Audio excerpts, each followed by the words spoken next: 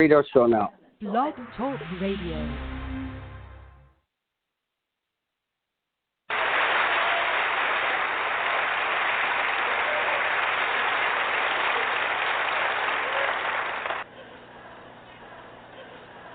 Dar în ziua de astăzi să lăsăm toate la o But parte, today we must put everything aside. să credem că ne-am întâlnit cu Hristos.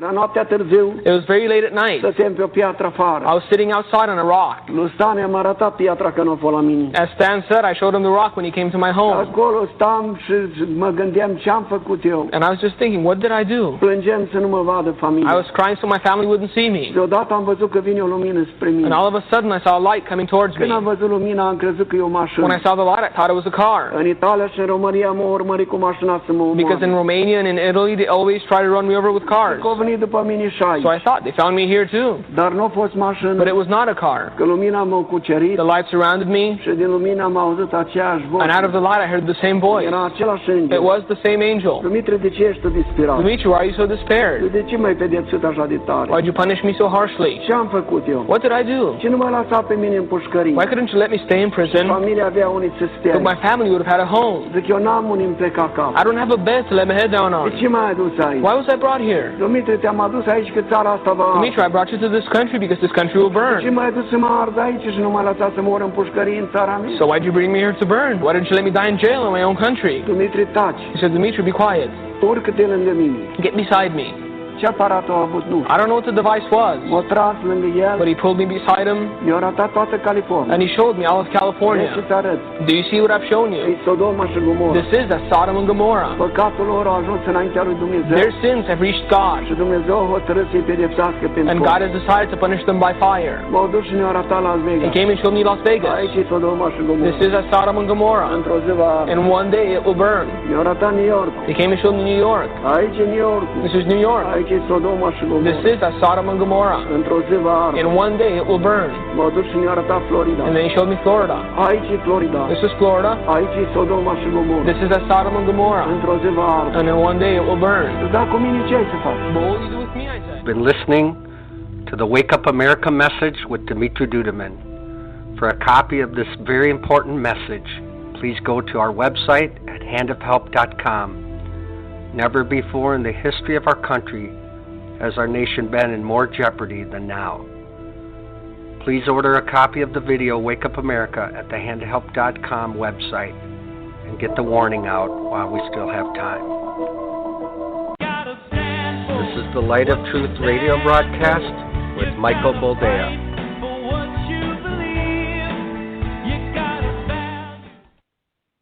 All right, welcome to the program and thank you for joining us. This is the Light of Truth radio broadcast.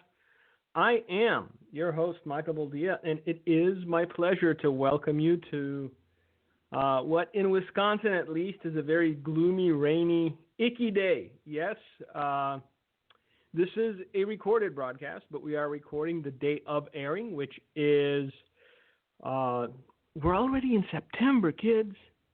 September the 10th. The year of our Lord 2020. Tomorrow will be September 11th, or as is known among most people, 9/11. It's been 20 years. Wow, or close to it. Things have changed. But there is an old saying, the more things change, the more things stay the same. And though men have seen repeatedly how quickly everything can fall apart, how quickly everything can turn to naught, as it were, we still pursue the same things we pursued. We're still believing ourselves to be invincible, both as individuals and as a nation. And we're not accounting for the division that is being stoked, that is being fueled, that is being encouraged. Because even the godless understand that a house divided against itself cannot stand. It'll try, it'll hobble along for a little while. but eventually it'll give up the ghost. A house divided against itself cannot stand. Now, before we get into the program for today, and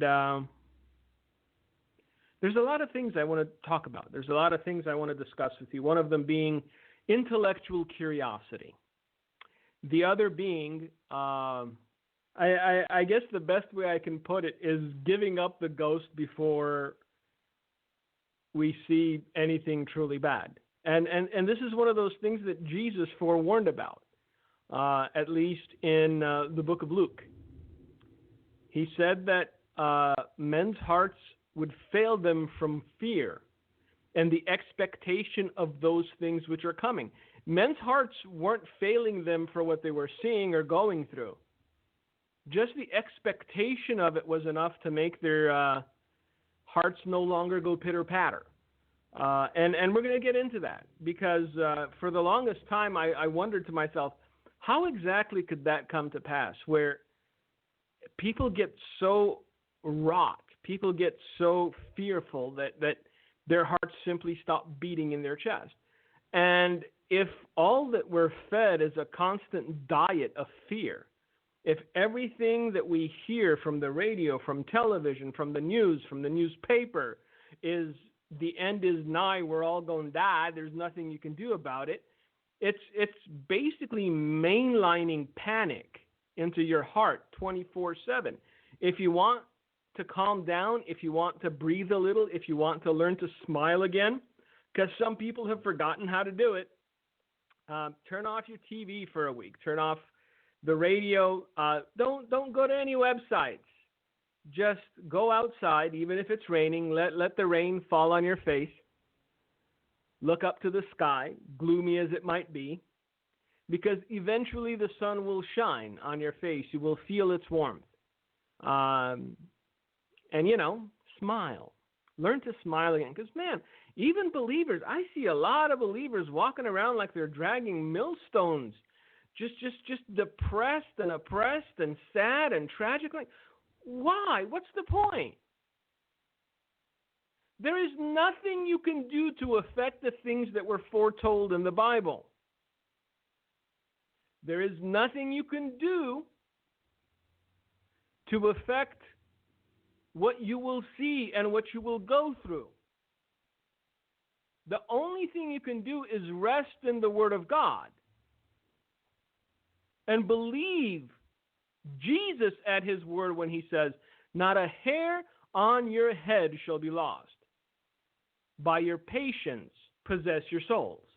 These were the words of Christ. Now, I know we like to think that with these two hands we can build new kingdoms, but guess what? If God is not for it, we labor in vain. Because the only recipe really is patience. By your patience, possess your souls. Understand that you must have implicit trust in God and His promises for you, that no matter what you think the future may hold, because we're not seeing it yet, the things that are truly heart-wrenching have not yet transpired as far as the last days are concerned. And I know, we discussed this. We went through this whole thing. Well, are we going to be here to see it or not? Well, read the Bible. Then you'll know. Now, before we get into it, I do want to thank Maxine Johnson for her beautiful card. You didn't have to do that, but I appreciate it. I will be buying somebody's groceries for the next couple of days, just random people in the store. So that's what I will do with your gift. Again, Maxine, I appreciate it. Thank you. I know it comes from the heart, but you didn't have to. As I've mentioned on previous occasions, I do this of my own free will volition without expectation of reciprocity. So let's put it that way. Now, let's get into this idea of intellectual curiosity, because we're still 2 months away, at least close to it, 7 days away from the elections. And getting stranger and stranger, isn't it? I mean, the things that are coming out nonstop, day after day after day. And there are Christians who are adamant that, nope, they're not, nope, I'm going to sit here and stare at my navel. And that's between you and God. Again, when everything goes awry, don't come crying. You'll have no one to blame but your inaction and your indifference. But I do have a question for you to ponder. And again, it goes to intellectual curiosity. How come self-same people that despise you despise this president? I'm just throwing this out there. Everyone from abortionists to warmongers to witches to warlocks to pedophiles to pederasts to perverts and everyone in between detest this man as though he were the devil himself. And they're the same people that hate you with similar ferocity, with similar passion, as it were. So ask yourself this question, intellectually speaking, because honestly, I'd be intellectually curious. Even if I was indifferent, even if I thought, oh, the man is irredeemable. Look at his orange hair. He's been married thrice. Can you believe it?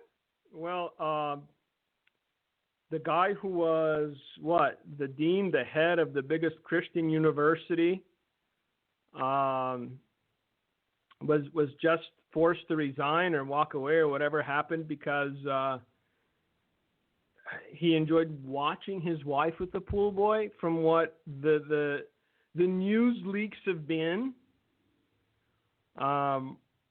every major televangelist that I know of, at least the ones that are a little older, have been through at least 2 marriages.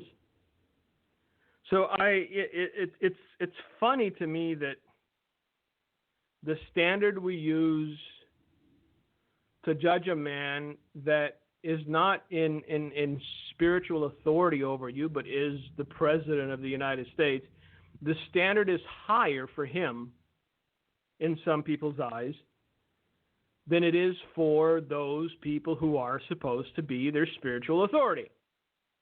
Just throwing that out there. But just think this through, intellectually speaking. You need to be a little intellectually curious, because honestly, if you're not, then you're just going to fall for anything. You're going to believe anything. You're just going to drudge through life waiting for death, and that's no way to live. Life is a gift. You're supposed to be happy. You're supposed to have joy. You're supposed to be curious. You're supposed to go, all right, this doesn't make sense. Why is it that the same people hate me and hate this president?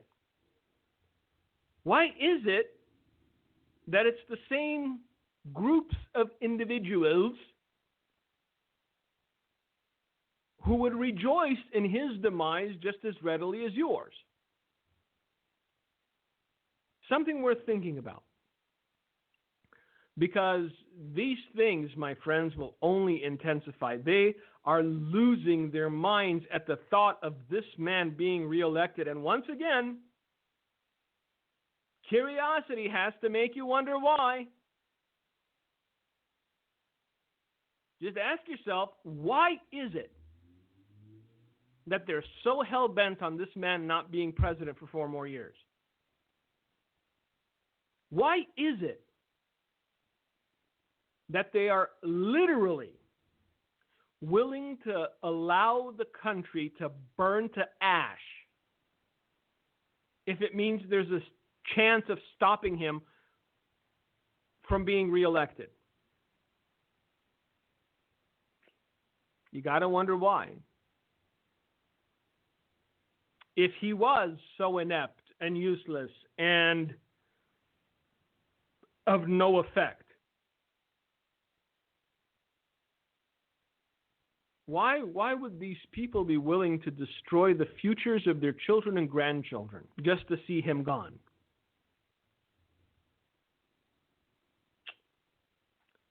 So I need you to ponder that. Those of you that are on the fence, those of you that are saying you're not going to do anything because, well, what's meant to be is meant to be. Look, God uses people. That's all I have to say about that. God uses people. So maybe ask yourself what your place is in all of this.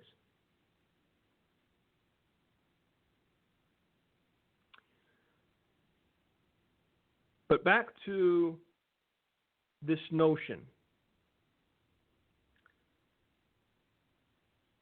of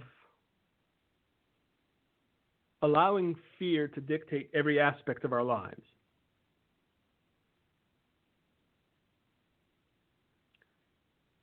In Luke chapter 21, beginning with verse 10, once again, this is basically the same recollection that Matthew had, and now Luke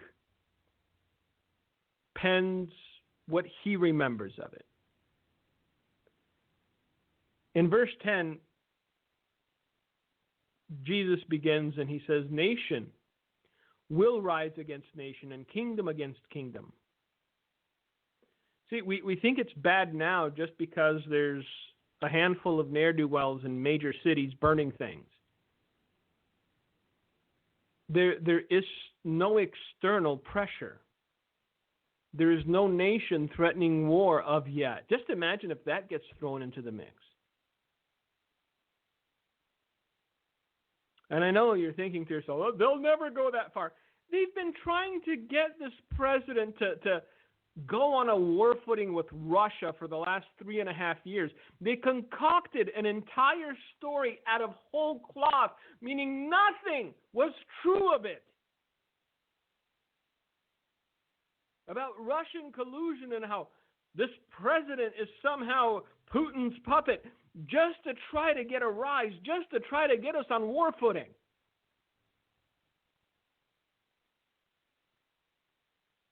So don't ever think they're not willing to go that far, because I guarantee you they are. There is something coming. There is a storm on the horizon for these people, and they know the only way they can avoid it is to get this man out of office.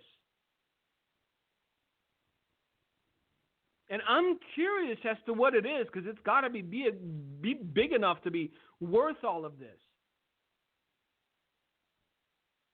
It's got to be big enough to be worth seeing people homeless and destitute and jobless and hungry. At least to them.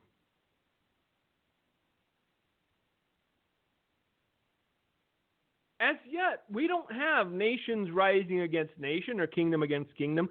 As yet, we don't have the great earthquakes in various places.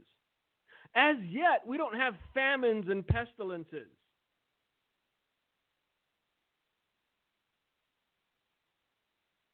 And somehow believers are walking around as though this was the end of the end. And then Luke says something different than Matthew. Because Luke was a doctor. His way of phraseology was different than Matthew's was. And he says, and there will be fearful sights and great signs from heaven. Interesting, isn't it? People are looking for meteors. They're looking for giant rocks to hit somewhere or other. And every couple of weeks, at least on my Facebook feed, there's countdown to the apocalypse. Countdown to the end. Countdown to extinction. And it's always like 3 days. And like, honey, we got to cancel dinner plans next week. And you know what? Next week rolls around, we cancel the babysitter, and there we are, still at home. Extinction level event averted, apparently. And I kid about the babysitter thing. My wife won't trust anyone with the kids yet, so we haven't been out by ourselves as two adults just to sit down and have a bowl of soup and some crackers for, 6 years now. That's my life, and I'm still happy.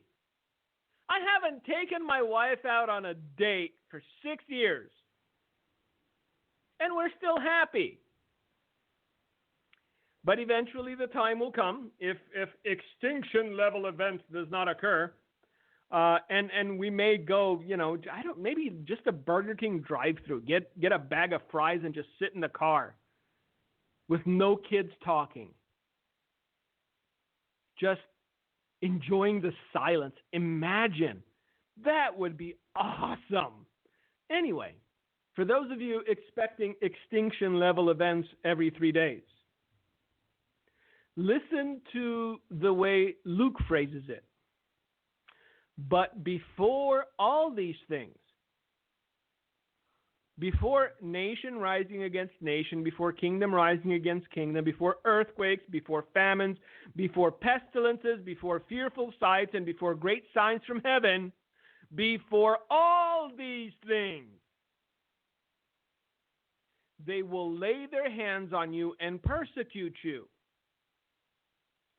delivering you up to the synagogues and prisons. You will be brought before kings and rulers for my name's sake. But it will turn out for you as an occasion, again, this current, I'm not going to call it a pandemic because it's not. Come on. The survivability rate, you can't call it a pandemic. But this current situation the world's been in over the last 6 months kind of gave us a glimpse into how readily what Matthew and Luke talked about can come to pass. They gave us a glimpse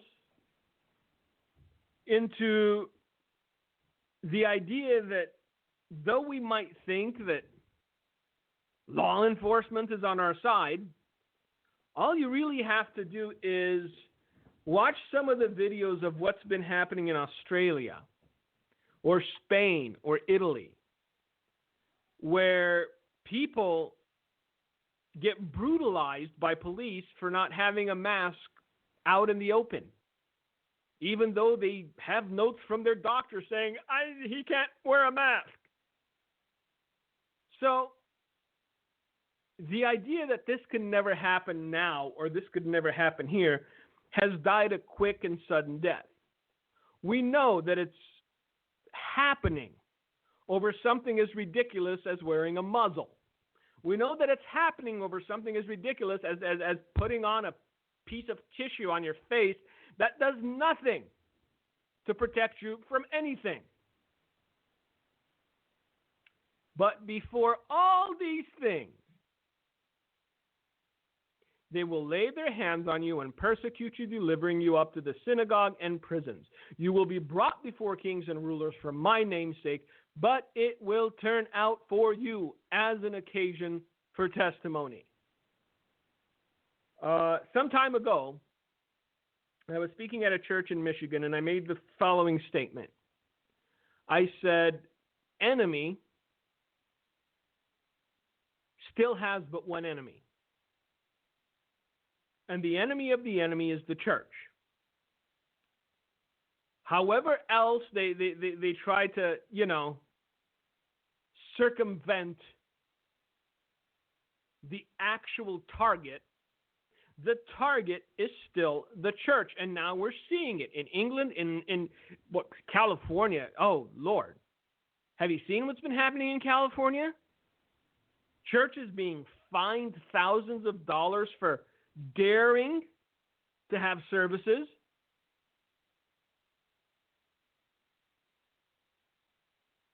How long do you think it'll be before they start arresting the pastors of these churches for what? Civil disobedience, criminal civil, whatever it is. And it may not be this time around. It may not be with the coronavirus, because right now, honestly, people are over it.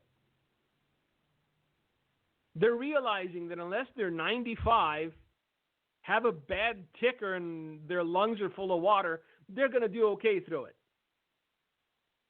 I've known, 3 people now that have had it. Worst thing was loss of taste. One had a fever for a full day. But other than that, it's pretty much the flu.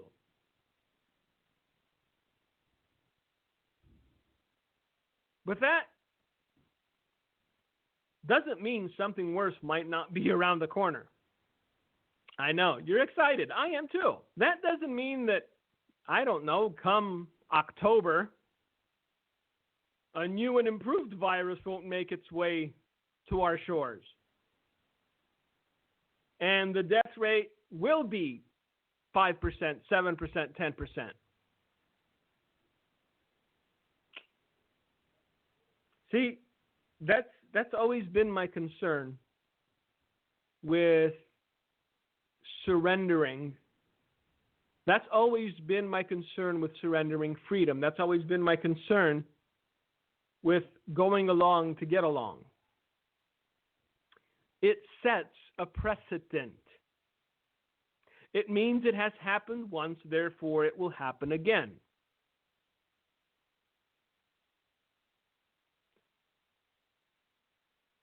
But before all these things, you have to contextualize the timeline here. Before you let your heart fail you from fear, you have to contextualize the timeline and understand that before these things, before the great earthquakes, and before just full-blown war everywhere, and before pestilences, and before the famines,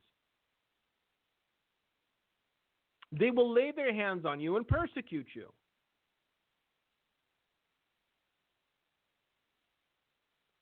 Therefore, verse 14, settle it in your hearts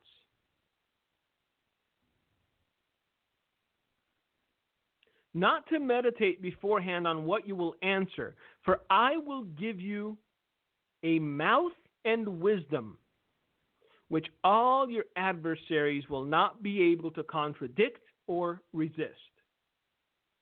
You will be betrayed, even by parents and brothers, relatives and friends, and they will put some of you to death.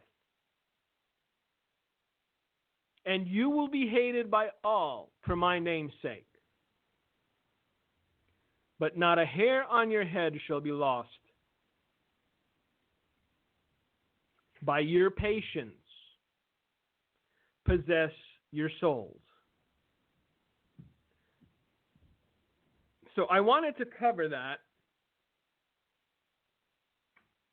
because we need to reiterate the need for balance when it comes to discussion of the last days, when it comes to discussion of the end times, when it comes to discussion of tribulation, when it comes to discussion of persecution and everything else. See, there needs to be that happy medium between those people who don't believe they're going to be here for any of it, so they just la-di-da through life until it's too late. And those people that are hyperventilating on a daily basis, fearful of anything and everything, looking up to the sky for the big giant rock. By your patience, possess your soul. Because it's only going to get worse. See, by the time the return of Christ becomes an imminent reality, there will be signs in the sun, in the moon, and in the stars. And on the earth, distress of nations with perplexity, the sea and the waves roaring, men's heart failing them from fear of the expectation of those things which are coming on the earth. for the powers of heaven, or the powers of the heavens, will be shaken. So, if you think it's bad now, give it a spell. And some people look at what's happening with horror, wondering how it got to here. As the old song goes, dear friends, we've only just begun. But let not your heart be troubled. He who foresaw these events also foresaw your safety, also foresaw your protection, also foresaw your deliverance. Because to assume or conclude that God foresaw all of these things coming upon the earth, to conclude that God foresaw what we just discussed at length, and then did nothing to ensure your deliverance, did nothing to ensure that not a hair of your head shall be lost. That wouldn't make him a very loving God, now would it?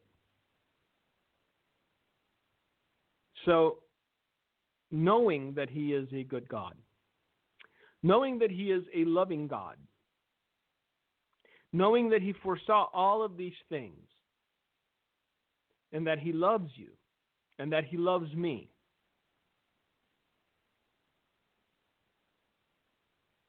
then what can we conclude?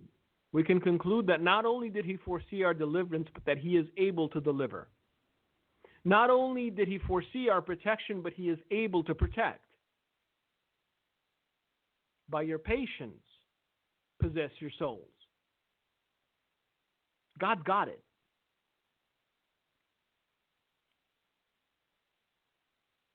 I, for one, still smiling. Why? Well, because God's got it. Now, there have been a lot of things going on in this nation of ours, in this world of ours.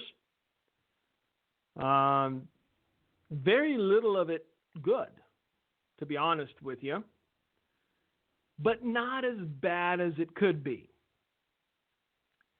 So we're not going to get into everything because, man, from now until election day, every loser with a grudge is going to publish a book.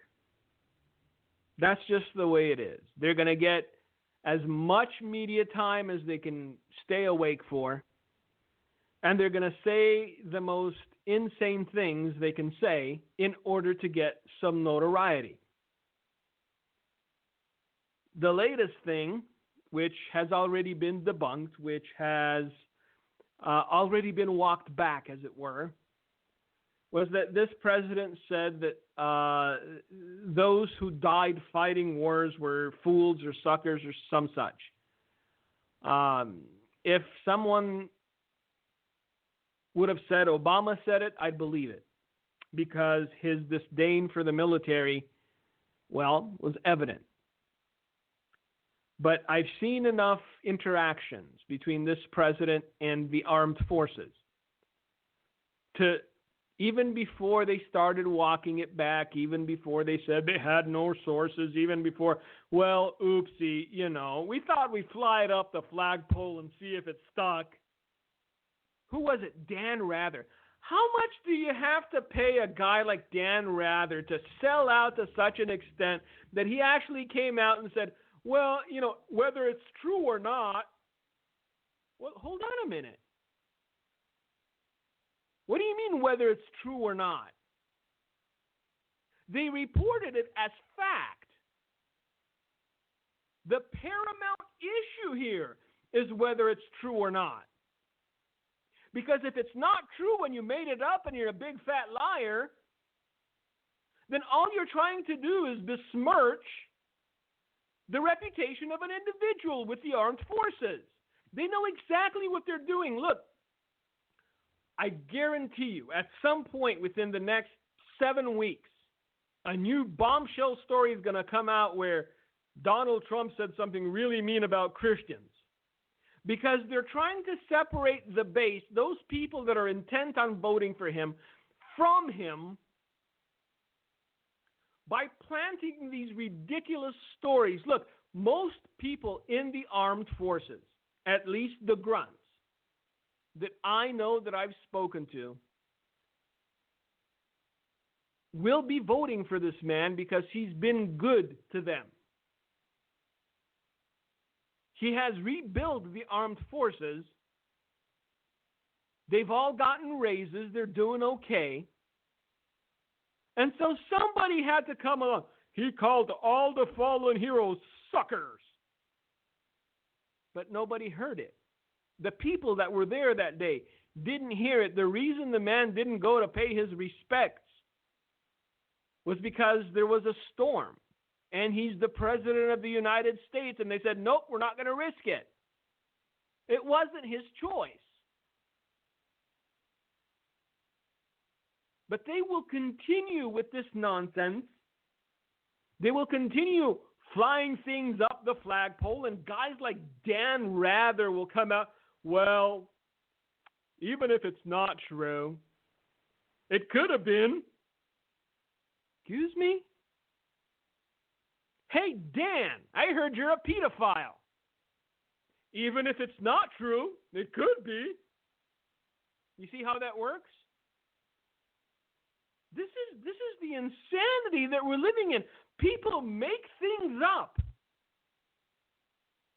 And then they shrug their shoulders and roll their eyes and go, well, even if it's not true, it could be.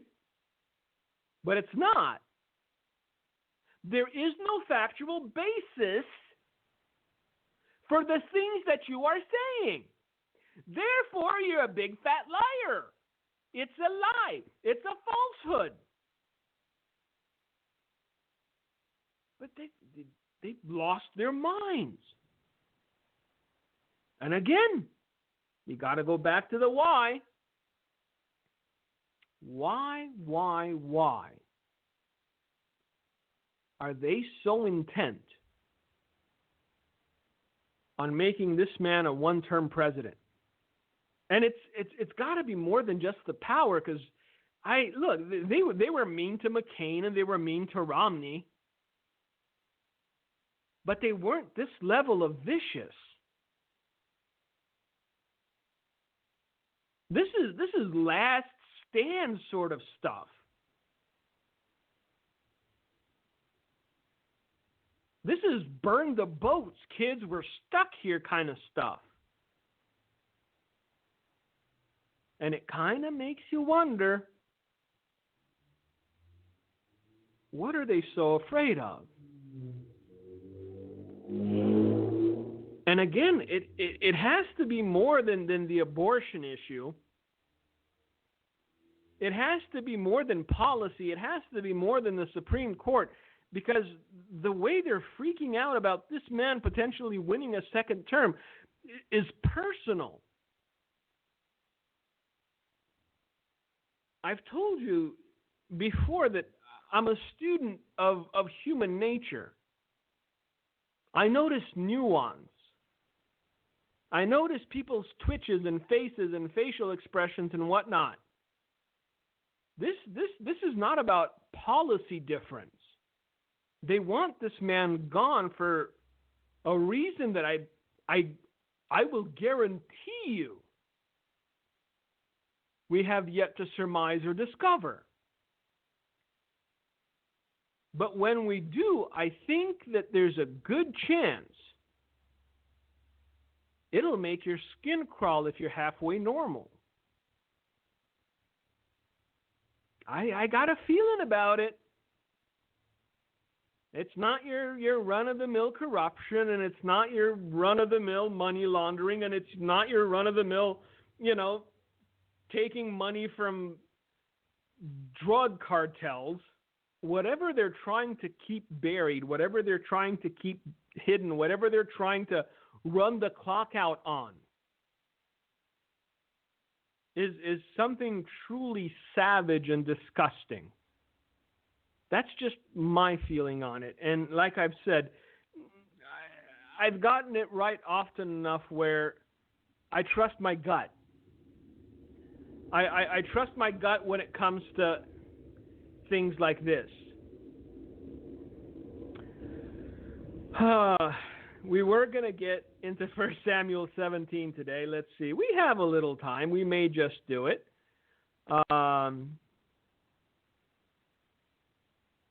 But before that, because I really do, I want to take an entire hour, either next week or the week after, just to stick, just to focus on 1 Samuel 17. Because these like 10, 15-minute sound bites of the teaching, it's going to take way too long. We're still close to 1 million people filing for unemployment weekly. And the thing that nobody's taking into account, or very few people are, is that flu season is now upon us. And winter is only a couple of months away. And when your house is cold and you have no money to pay for the heat and you have no job prospects, you tend to get angry. This is why they have not thought this thing through. Every governor that is still insisting on a lockdown after all these things came out about the mortality rate, there is something more sinister going on here. Because if they were at all concerned about saving human life, well, kid, I got a plan for you. Shut down every abortion clinic. Boom, human lives saved by the hundreds of thousands a year, if not million. And we're not talking people in the twilight of their life who've forgotten their name and all they've eaten for the last 6 months is tapioca pudding. We're talking about babies who have their whole life ahead of them, who could be the next Shakespeare, who could be the next Nobel laureate, who could be the next brain surgeon, who could be the next, I don't know, international violinist. Shut down the abortion clinics. You've saved lives. But no, even in the midst of, quote unquote, a pandemic, the murder mills are still open. They're still doing brisk business. Now, churches, well, churches are non-essential. Being able to murder a baby is. So, think on it. Meditate. Be intellectually curious. Ask yourself the difficult questions, not the easy ones. Easy questions are easy for a reason.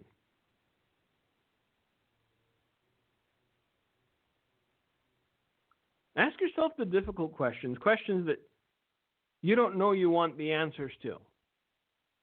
And start out with why. It's not a rabbit trail, because I can go down that rabbit trail forever, but it's not a rabbit trail. It's discovering the truth. Why do the same people that hate you despise this president? Why do the same people that call you a homophobe and a zealot and all manner of things, direct their rage at this president with a ferocity as yet unmatched?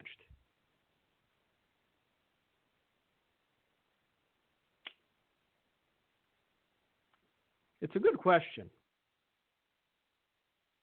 Because if the same people calling you xenophobe and homophobe and bigot and whatever, Nazi, or it's just, the names never end, kids. The names never end.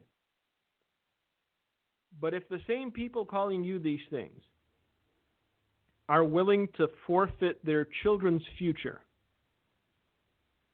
to make sure this president doesn't get another term,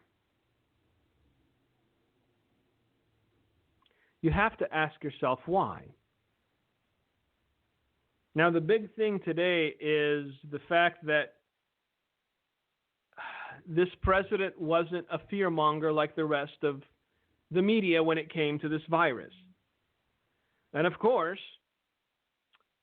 they jumped on it like, a toddler on a bouncy ball, because that's what they do. This is only the opening barrage. We've got 7 more weeks and change to go. I don't even want to contemplate the things that they're going to try to insinuate. Let's call it that. Insinuate by the time election day comes around.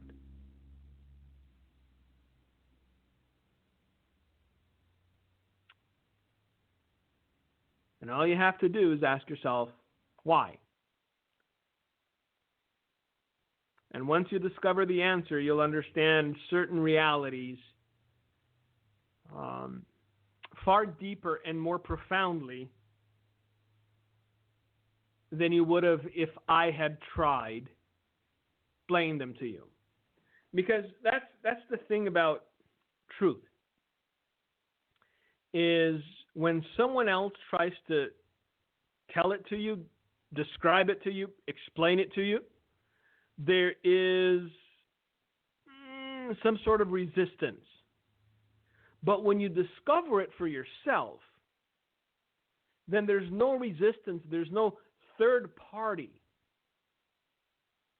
that enlightened you. You received enlightenment by your own due diligence, by being a Berean, by being someone that was intellectually curious, by being somebody that asked why. Ask why. Don't just accept everything, whether it's from me, from your pastor, from Dr. Fauci, or from whoever else. Donald Trump himself. It doesn't matter. If something doesn't ring true, ask yourself, why is this person saying this? Why is this action being taken? Why are my freedoms being encroached upon? Why is the Constitution no longer a thing, apparently?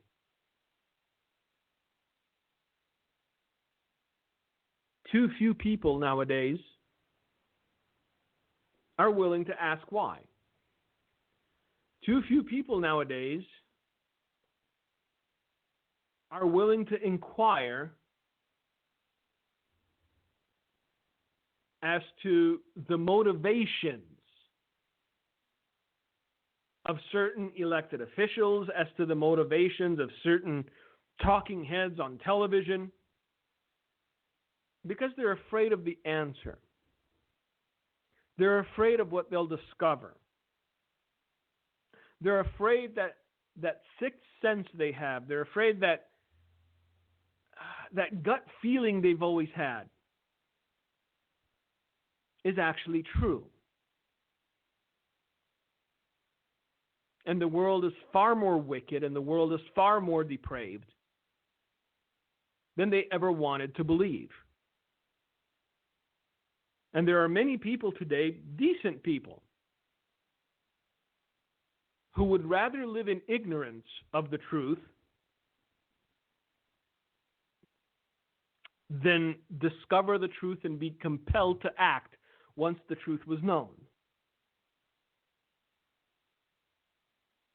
They would rather stop up their ears and close their eyes and pretend as though what is happening isn't really happening, as long as they can stay comfortable for just a little while longer.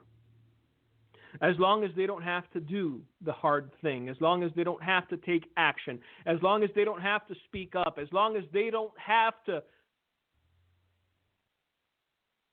be the ones in the breach, as long as they don't have to be the ones taking the incoming. And even when those braver than they stand in the gap and take incoming, and eventually so much is lobbed at them that they grow weak and wounded, even then, they can't muster up enough courage to defend the individual. Even then, they can't muster up enough courage to extend a hand of help and lift that person up, that person who's been standing there in the gap for months and months and just death by 1,000 cuts, man.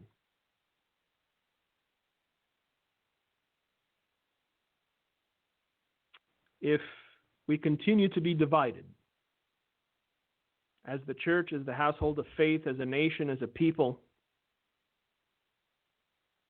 the enemy will pick us off one by one. If we continue to be indifferent,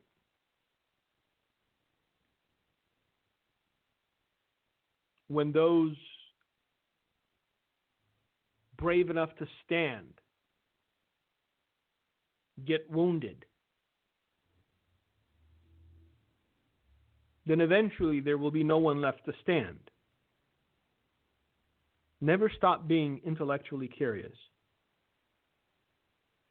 And as long as you approach everything that you're seeing with the thought that when all is said and done, the intent is to damage the church, when all is said and done, the intent is to damage the household of faith, then you will see the enemy's plan more clearly.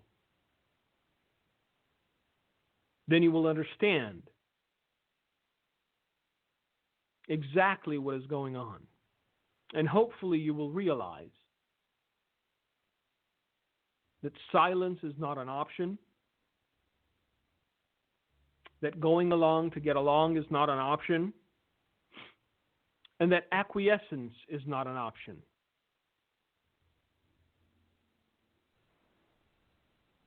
See, this whole drama hasn't been about Republican and Democrat for a very long time.